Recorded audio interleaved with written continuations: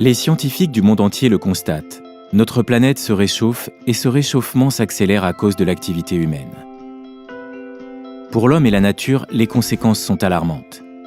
Les ressources s'épuisent, les catastrophes naturelles se multiplient, des écosystèmes entiers sont bouleversés et la biodiversité est gravement menacée. Saviez-vous que depuis 40 ans, 60% des populations de vertébrés ont disparu ? Poissons, mammifères, reptiles, amphibiens n'ont jamais décliné à un rythme si rapide qui est 100 à 1000 fois supérieur à celui calculé au cours des temps géologiques. Nos modes de vie et de consommation ont un impact direct sur ces phénomènes. L'agriculture et l'élevage intensif dégagent du méthane et du protoxyde d'azote. L'industrie libère des gaz fluorés et provoque des déforestations massives. Mais surtout, notre production d'énergie repose à 81% sur les énergies fossiles, charbon, gaz, pétrole. La combustion de ces énergies fossiles produit du CO2 qui contribue fortement au réchauffement climatique. Lors de la COP21, la conférence internationale sur le climat, qui a eu lieu à Paris en 2015, 192 pays se sont engagés à contenir l'augmentation de la température moyenne de la Terre en dessous de 2 degrés à la fin du siècle. Le dernier rapport du GIEC, le groupe d'experts intergouvernemental pour le climat, estime même qu'il faudrait le contenir à 1,5 degré afin d'éviter des conséquences catastrophiques pour l'humanité. Oui, il y a urgence. Nous devons sortir de la dépendance aux énergies fossiles et transformer notre système énergétique en développant de nouvelles énergies plus propres, plus sûres et surtout renouvelables. Nous devons également soutenir une agriculture biologique et paysanne, inciter à la production de biens durables, limiter les risques industriels et la pollution pour préserver la santé humaine et laisser à nos enfants une planète vivable. C'est ça, la transition écologique. Et le chantier a déjà commencé. Pour y parvenir, il va falloir innover pour développer et diversifier les modes de production d'énergie, adapter les réseaux et les infrastructures existants pour intégrer la distribution de cette électricité verte et changer nos modes de consommation. C'est un véritable défi pour nos sociétés contemporaines, mais également une grande opportunité. Nous pourrons développer des nouveaux emplois, innover pour diversifier les modes de production d'énergie verte, leur rendement, leur prévisibilité et la sûreté des installations. Nous pourrons aussi impliquer plus fortement les citoyens dans cette transformation de notre modèle énergétique. Alors oui, le défi est de taille. Développons des énergies 100% renouvelables et menons des actions en faveur de la biodiversité pour permettre une meilleure cohabitation entre les activités de l'homme et l'épanouissement de la faune et de la flore. Ceci pour protéger des espèces menacées ou encore pour préserver les abeilles et insectes pollinisateurs essentiels à l'environnement et à l'alimentation humaine. Bonjour, je m'appelle Frédéric Côté, je suis le directeur général de Nergica. Alors pourquoi on se parle aujourd'hui, c'est parce que il y a le 15 novembre dernier, dans le fond, il y a pas si longtemps que ça, ils se sont réunis je voyais dans l'article là des personnes clés, mais tu nous en diras un petit peu plus sur de qui il s'agit, à Ottawa, pour parler un petit peu de transition énergétique. Alors c'est sûr qu'on entend, déjà c'est un discours qu'on entend de plus en plus, mais est-ce que tu pourrais nous parler un peu de cet événement qui a eu lieu? Oui, bien sûr. Donc, Nergica a organisé à Ottawa le 15 novembre dernier le symposium Solutions Transition. Donc, essentiellement, c'est un événement dans lequel on a réuni des professionnels du secteur pour avoir une discussion sur quels sont les gestes à poser, les barrières qui nous empêchent d'atteindre nos objectifs de réduction des émissions de gaz à effet de serre. Parce qu'on le sait, le Canada a pour objectif d'être carboneutre à l'horizon 2050. Le Québec désire réduire ses émissions de gaz à effet de serre de 37,5% par rapport à 1990 d'ici 2030. On regarde la tendance actuelle, on n'est pas bien aligné, je dirais, par rapport à ça. Au contraire, donc on doit se mettre en mode solution puis dire ok, qu'est-ce qu'on fait. Puis c'est vraiment l'objectif de ce symposium là, qui a été tenu à Ottawa, c'est vraiment de réunir les gens pour se mettre vraiment avec des solutions plus concrètes et surtout réunir des acteurs à la fois de la recherche, des décideurs politiques et des gens de l'industrie. Est-ce que ça concerne plus, quand tu parles de ça, c'est plus pour parler aux individus en tant que tels ou aux entreprises ou aux multinationales? Parce que dans le fond, ça, souvent les démarches sont pas les mêmes dans les gestes qu'on doit faire dans le quotidien. Oui, en fait, la transition énergétique, c'est un projet de société, en fait. C'est un des éléments qu'on doit se nommer. Donc, c'est pas seulement sur les épaules des citoyens, bien que les citoyens ont un rôle à jouer. C'est pas non plus seulement sur les épaules ni des gouvernements, ni des entreprises, mais c'est clair que c'est un défi qu'on doit tous relever ensemble. Puis ça, c'est vraiment important à la fois de mobiliser les gens de la population parce que c'est quand même un chantier qui va avoir des répercussions dans nos vies. En fait, un des constats qui est ressorti de la discussion, c'est que au Canada, on le voit, on a toutes les pièces pour réussir la transition énergétique. C'est un peu comme on a un casse-tête à assembler. On est devant notre table, on sait qu'on a toutes les pièces sur la table, mais on n'a pas la boîte, c'est-à-dire c'est pas clair c'est quoi le paysage ou l'image qu'on essaie de reconstituer avec nos pièces de puzzle. Et ça, c'est un des éléments qui est ressorti assez fort, c'est-à-dire mais il faut qu'on soit capable pour engager la population, de se donner une vision, non seulement de ce qu'il faut arrêter de faire, il faut réduire ci, il faut réduire ça, mais également, au net, ça va ressembler à quoi? Et donc, d'en faire une image qui est agréable parce que la destination, elle n'est pas que nécessaire, elle est aussi, on le prétend, en tout cas, c'est notre prétention, agréable, c'est-à-dire avec plus de transport collectif, plus d'espace vert, une économie aussi qui est tournée vers l'économie verte, vers des technologies propres. Donc, on a vraiment discuté beaucoup de ces éléments-là. Puis d'ailleurs, cette semaine se tenait en Égypte la COP 27, justement sur les changements climatiques. Et le gouvernement du Québec a annoncé un programme important d'action citoyenne, de mobilisation, disons, pour engager les citoyens également dans la discussion, dans la réflexion, pour qu'on puisse construire, dans le fond, ensemble, cette vision de ce que sera un Québec carboneutre. Du coup, dans cette réflexion-là, parce qu'en fait, il y a l'aspect où on est dans la réflexion, puis j'ai l'impression que ça fait quand même plusieurs années qu'on est dans une réflexion. Concrètement, quand est-ce que, peut-être qu'on est déjà un peu là-dedans, là, mais c'est quoi les gestes qui démontrent qu'on est déjà dans cette démarche? Et comment est-ce que ça peut se refléter, par exemple, dans un territoire comme la Gaspésie, parce que ça nous concerne un peu plus là en ce moment. Quelles sont c'est ça plutôt les démarches qui démontrent on a déjà fait des pas dans ce sens-là, que ce soit les entreprises ou les individus? Oui, clairement.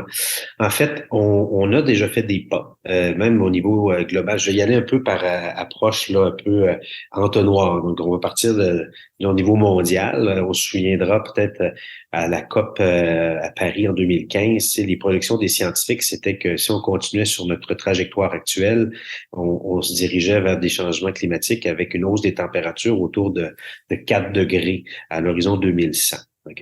Là, maintenant, les projections des scientifiques sont plutôt une augmentation autour de 2,3 degrés. Donc, c'est encore au-delà du 1,5 qui est notre cible qui assure une stabilité climatique, mais c'est mieux quand même qu'il y a 5 ans. Donc, on voit qu'il y a quand même des actions. On constate que c'est pas suffisant, mais on constate également qu'il y a des actions qui portent fruit. Si on revient maintenant au Canada plus globalement, on a eu dans les dernières années une tarification carbone. Donc, nous, au Québec, on est déjà avant-gardiste. Vous savez, hein, la province de Québec est vraiment à l'avant-garde. On a une bourse carbone qui est en place depuis plusieurs années avec la Californie. Ailleurs au Canada, il n'y avait pas de système nécessairement comme ça dans les autres provinces. Donc, on a le gouvernement fédéral qui a imposé une taxe carbone pour les provinces où il n'y avait pas déjà une tarification. Donc, ce qui ne concerne pas le Québec parce qu'on était déjà là. Donc, il y a des mécanismes pour mettre un prix sur la pollution. Tu sais, un peu la notion de pollueur-payeur. OK? On émet des gaz à effet de serre, à un moment donné, il faut qu'on paye pour ces émissions-là. Et ça, c'est concret. On a également, au niveau fédéral, des lois sur des standards sur la production d'électricité pour avoir une électricité carboneutre à l'horizon 2040. On a des municipalités aussi qui se mettent en branche. Je vous dirais, quand on regarde un peu l'entonnoir, dans les dernières 4-5 ans, on a eu le Québec qui s'est doté d'un plan sur l'économie verte, qui a un plan directeur en transition énergétique. On voit des des appels d'offres d'Hydro-Québec parce que l'Hydro-Québec dit, ben, OK, il y a le plan sur l'économie verte, on met sur l'électrification. Ben, pour faire ça, on doit produire plus d'électricité au Québec. Parce qu'au Québec, c'est vrai que notre électricité, elle est verte. Par contre, notre consommation d'énergie globale au Québec est pas verte. OK? On consomme au Québec globalement plus de 50% de notre énergie, c'est du pétrole qu'on brûle. Beaucoup dans le transport et beaucoup dans le transport des personnes. Donc, ça amène des discussions sur des projets, exemple à Montréal, le REM, donc un transport collectif électrique, et des discussions à Québec pour un tramway.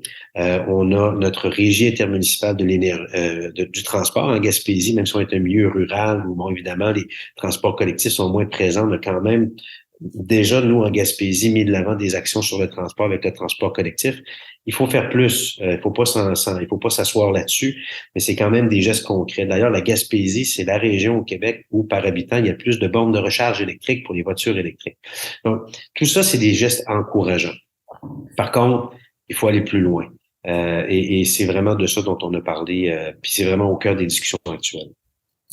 D'accord. Alors, en tant que directeur général d'Energica, là présentement, quel a été ton apport à cet événement qui a eu lieu à Ottawa, dans le fond, aussi dans ce domaine de discussion? Oui, tout à fait. Ben, évidemment, nous, notre rôle, ben, on était l'organisation qui a organisé l'événement, donc qui a rassemblé les gens. Ça fait partie de notre mission. Hein. Nous, on est un centre de recherche appliquée. On travaille en technologie, mais on travaille également en transfert de connaissances. Donc, notre rôle, c'est de réunir les gens, amener l'information, puis s'assurer qu'on se mobilise bien autour des enjeux. On le fait depuis 20 ans pour mobiliser, structurer la filière éolienne au Québec. On le fait maintenant dans le solaire, puis on continue de s'inscrire de plus en plus chez Energica dans une logique, oui, d'énergie renouvelable, mais aussi de transition énergétique. Puis dans le fond, l'événement de cette semaine, il y a 2 mots-clés qui ressortent très fort. Premier mot-clé, c'est la collaboration. On n'y arrivera pas si on continue de travailler en silo. L'atteinte de la carboneutralité, c'est un projet de société. Puis en fait, c'est le défi de notre génération. On se doit d'y arriver. Puis ça appelle une mobilisation générale. L'autre élément qui est ressorti fort, c'est l'innovation. Ça nous interpelle évidemment chez Energica. Oui, au niveau technologique, avec les nouvelles sources d'énergie renouvelable, les batteries, le transport, l'électrification des transports, mais pas que.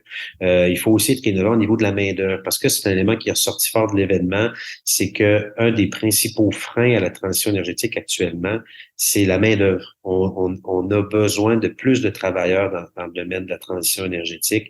On a besoin de mettre en valeur les emplois de la transition énergétique, qui sont des emplois dans les métiers, qui sont des emplois dans les techniques. On a besoin de gens au niveau universitaire, des professionnels, mais dans tous les corps de métier, on en a besoin et on doit amener aussi nos jeunes à voir dans la transition énergétique un cheminement de carrière qui est intéressant. Et ça, c'est vraiment, on a besoin d'attirer plus large bassin de main-d'œuvre. Et enfin, le dernier morceau, puis je trouve que là-dessus, la Gaspésie a fait preuve d'un beau leadership, c'est au niveau de ce que je pourrais appeler la gouvernance territoriale. Ce qu'on entend par là, c'est que actuellement, nos processus, disons, d'approbation environnementale sont beaucoup basés sur des logiques projet par projet.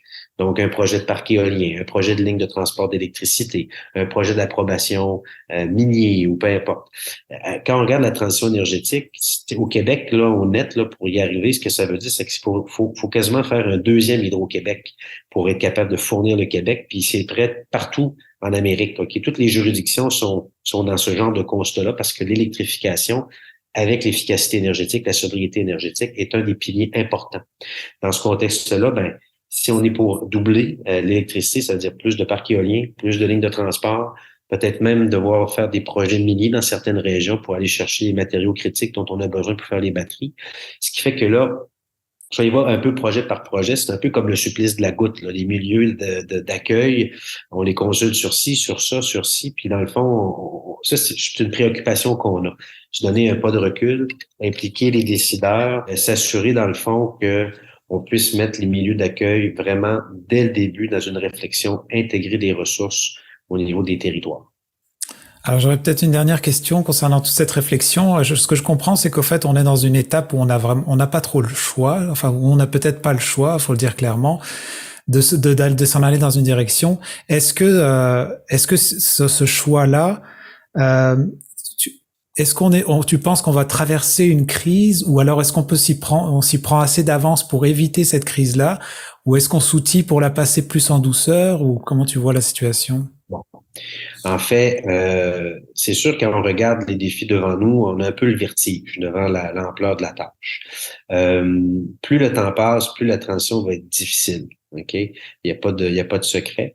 Par contre, puis je pense que les 2 dernières années de pandémie nous ont enseigné que l'humain aime pas les transitions, aime pas être entre deux phases, mais est capable de revoir ses façons de faire puis d'y trouver son compte.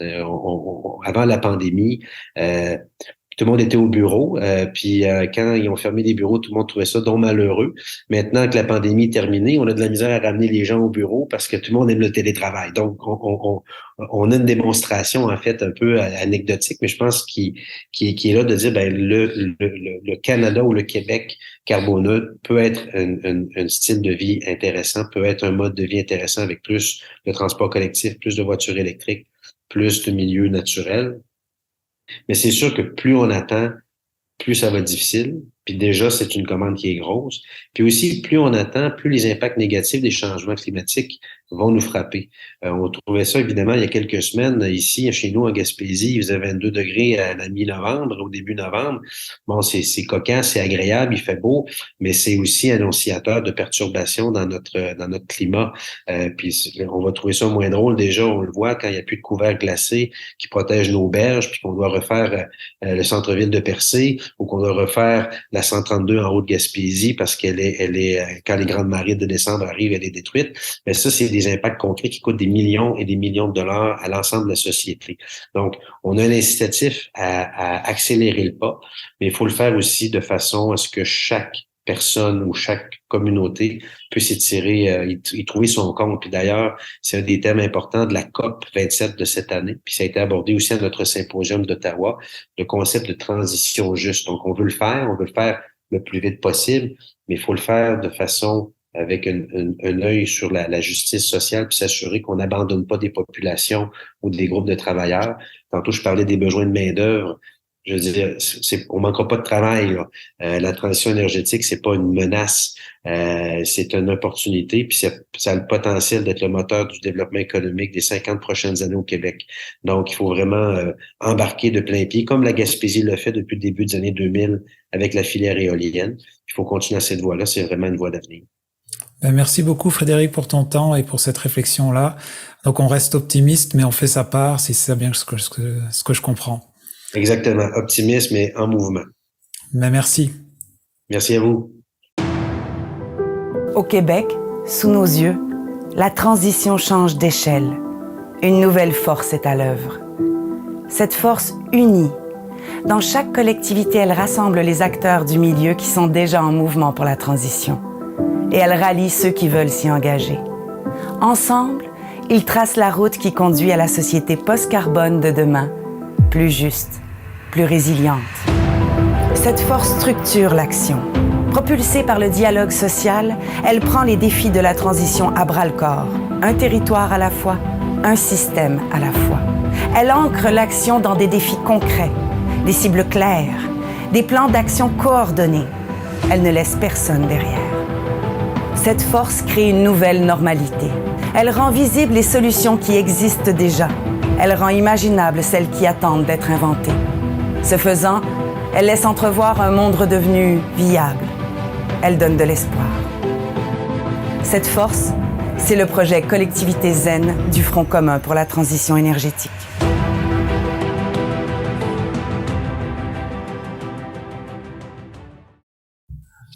Bonjour, moi c'est Maude Prudhomme, je fais partie du comité initiateur du projet Collectivité Zen Gaspésie. Je fais aussi partie du comité de coordination du Front commun pour la transition énergétique. Alors Jacques, si tu veux te présenter aussi. Mon nom est Jacques Ouellette, je suis initiateur du projet de collectivité zéro émission nette Gaspésie et je l'ai fait pour Solidarité Gaspésie, un regroupement citoyen régional. Alors, je ne sais pas qui voudrait commencer, mais dans le fond, juste pour pour mettre la table, c'est quoi exactement collectivité zen, zéro émission nette? Collectivité zéro émission nette, c'est un projet qui a été initié par le Front commun pour la transition énergétique, qui lui-même date de 2015. Il a comme traîné dans l'air là, un certain temps. C'est une organisation qui a comme caractéristique de regrouper différents secteurs. Et souvent, on a des regroupements de syndicats, des regroupements écolos.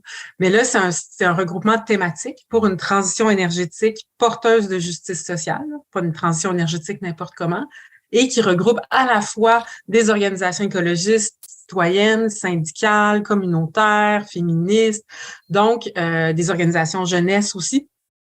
C'était la caractéristique de cette organisation-là.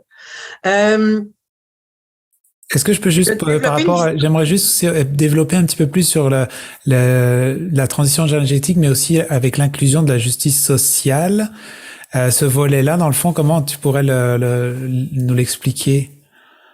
Oui, ben pour une transition énergétique porteuse de justice sociale, ça a été convenu comme un objectif, mais encore, qu'est-ce qu'on veut dire par ça? Et là, c'est important pour les membres d'avoir un processus collectif, de définir et de préciser ce que nous voulons dire par ça. Et là est arrivé l'établissement d'abord de critères, que ce soit démocratique, qu'on rencontre les cibles climatiques, qu'on rencontre les cibles écologiques, qu'on respecte les droits humains, qu'on construise plus de justice économique, qu'on construise à travers ça aussi de la solidarité internationale. Donc, il y a tout un ensemble de critères qui a été établi. Et à partir de ces critères-là et des expertises, des sensibilités des membres, de tout un paquet de gens autour, c'est construit une feuille de route pour une transition énergétique porteuse de justice sociale. Ça a été un travail de plusieurs années qui a abouti, je pense que c'est en 2020,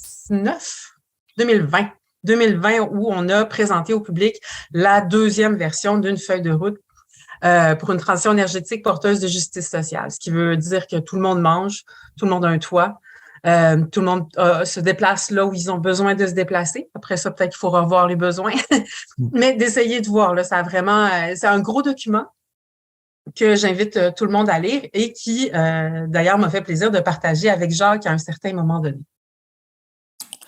D'accord. Alors, par rapport à cette feuille de route-là, donc qui a déjà été mis en place, si je comprends bien, c'est déjà quelque chose qui est en branle? La feuille de route, en fait, elle a été adoptée comme un document de vision, clarifier ce que nous voulons, d'avoir certains débats, parce que des fois, on pense qu'on est d'accord, on le présume, mais on le sait pas. T'sais. Fait que d'éprouver, de réunir les intelligences, réunir à la fois des intelligences scientifiques, des sensibilités politiques, des ancrages communautaires, des lectures du monde, et d'en faire une synthèse, de voir qu'est-ce qui fait consensus, et de repousser aussi nos compréhensions du monde. Ensuite, c'est beau de s'entendre sur ce qu'on veut, mais il faut le faire. Et la forme, ça prend différentes formes au sein du Front commun, en milieu de travail, différents modes d'action, mais notamment, l'idée, c'est des collectivités zéro émission nette, des communautés qui s'en saisissent, qui s'inspirent de ce qu'il y a dans la feuille de route pour le mettre en œuvre au sein de leur communauté. Et c'est là que Jacques et Solidarité Gaspésie a été interpellés. D'accord. Alors, je sais pas si cette question-là serait pour Jacques aussi, mais j'imagine que il y a un constat qui a été fait par rapport à peut-être une situation mondiale, vu qu'on parle quand même de dérèglement climatique, et vous voulez l'appliquer en ce moment à la Gaspésie, appliquer des outils concrets, apporter des idées aux gens pour pouvoir avoir la mission de zéro émission, c'est bien ça? En fait, c'est ça, je vais sauter de la feuille de route qui contient une panoplie de suggestions ou de possibilités à emprunter pour l'ensemble du Québec. À partir de là, il fallait ancrer cette vision-là de transition socio-écologique à l'intérieur des communautés. Toutes les communautés sont différentes au Québec. Présentement, il y a des collectivités, il y a 8 collectivités qui ont été mises sur pied jusqu'à présent. T'en as en milieu urbain, t'en as en milieu rural, t'en as dans toutes sortes de situations. La Gaspésie a son contexte particulier.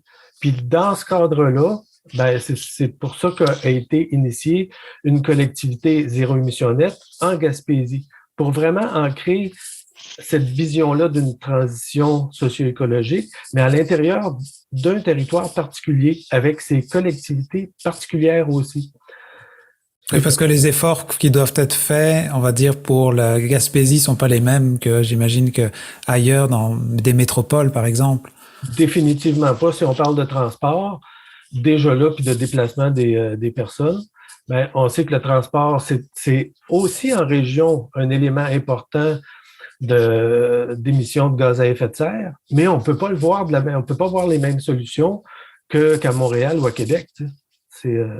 Donc, il faut toujours penser, ramener ces éléments-là de transition socio-écologique dans les milieux qui sont vécus.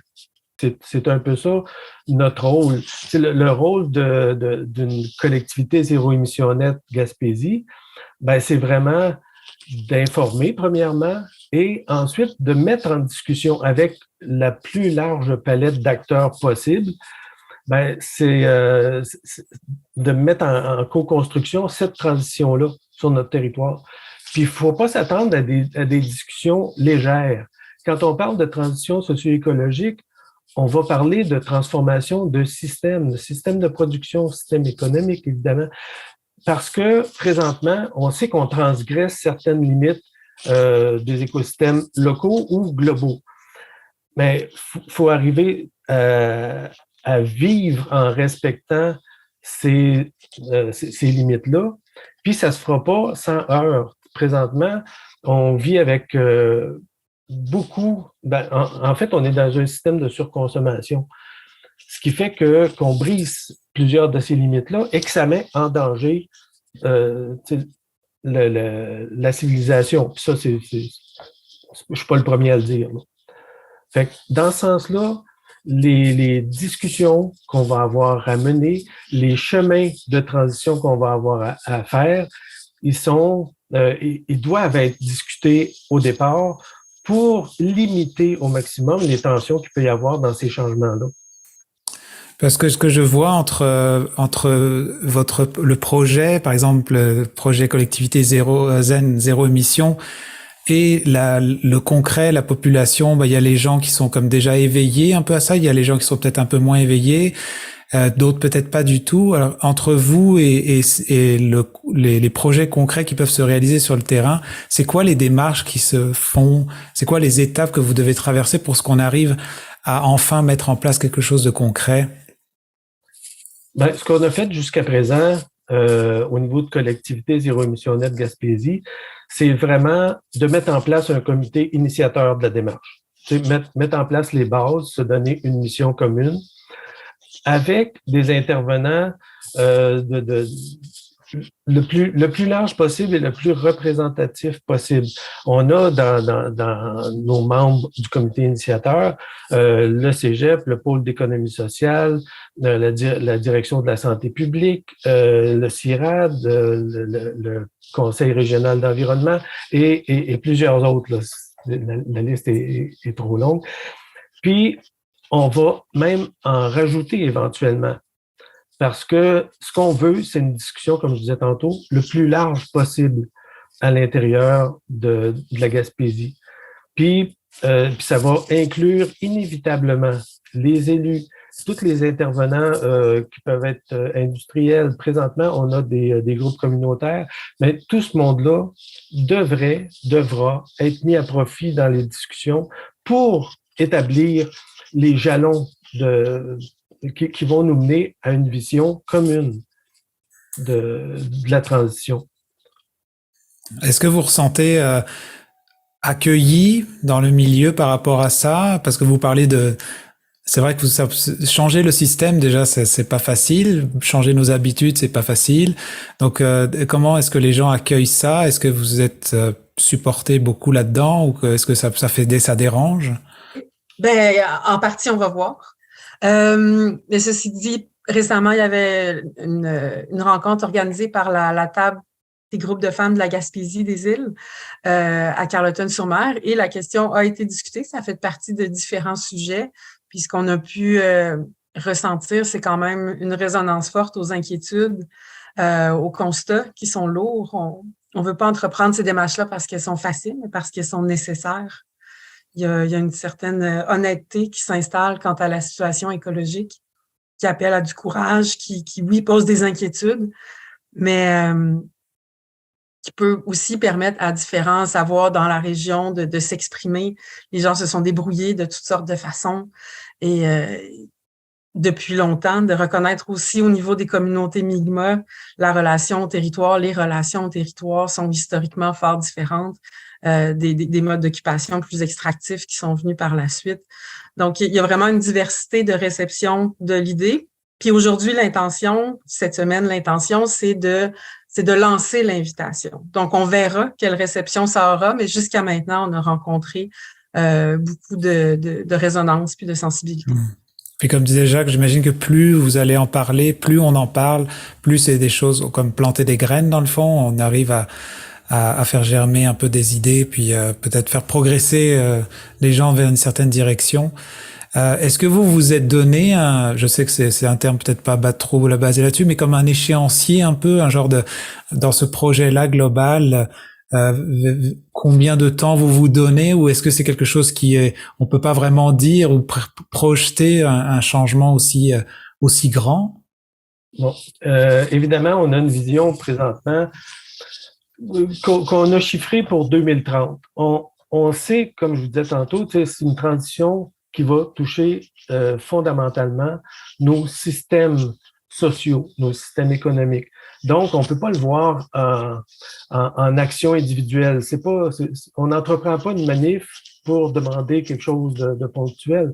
On entreprend un changement de société. Donc, on le voit sur un long terme. Ça, c'est certain. Puis, tantôt, tu parlais de mobilisation des acteurs. Présentement, j'ai été un peu surpris moi-même de voir les institutions que je vous ai nommées tantôt dire oui à une proposition, puis dire oui rapidement. Cette proposition-là n'est pas facile. C'est pas de dire comment on va adapter tel élément de transport au changement climatique, tout ça. C'est beaucoup plus profond que ça. Puis, toutes ces organisations-là, présentement, ont dit oui. Puis, ils donnent du temps au mouvement de collectivité Zéro Émission Nette Gaspésie parce que c'est porteur, puis parce que ça leur parle, puis parce qu'ils voient à quelle l'importance de cette démarche-là. Puis comme disait Maud tantôt, de plus en plus, il y a des gens qui voient l'importance de la démarche. Puis l'importance puis la vastitude, je dirais, de cette démarche-là. Est-ce qu'on peut dire même qu'on n'a pas le choix?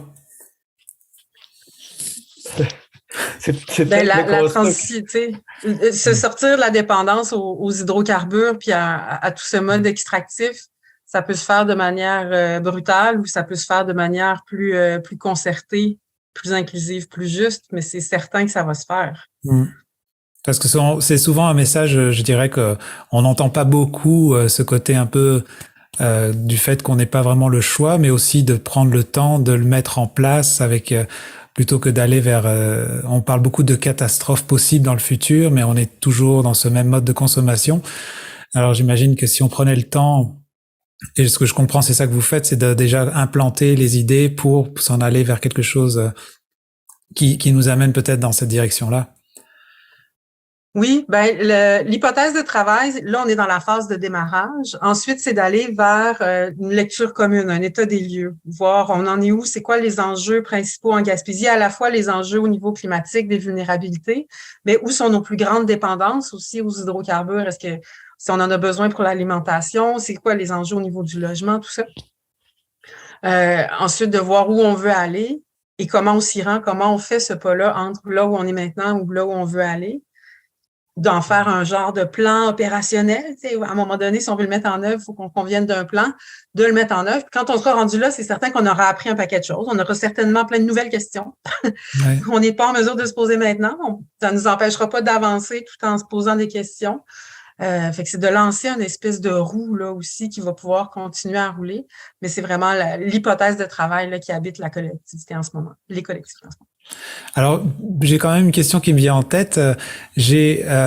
On parle souvent, on entend beaucoup, on va s'en aller vers une crise, il y a une crise qui s'en vient, qu'elle vienne des hydrocarbures, tout ça.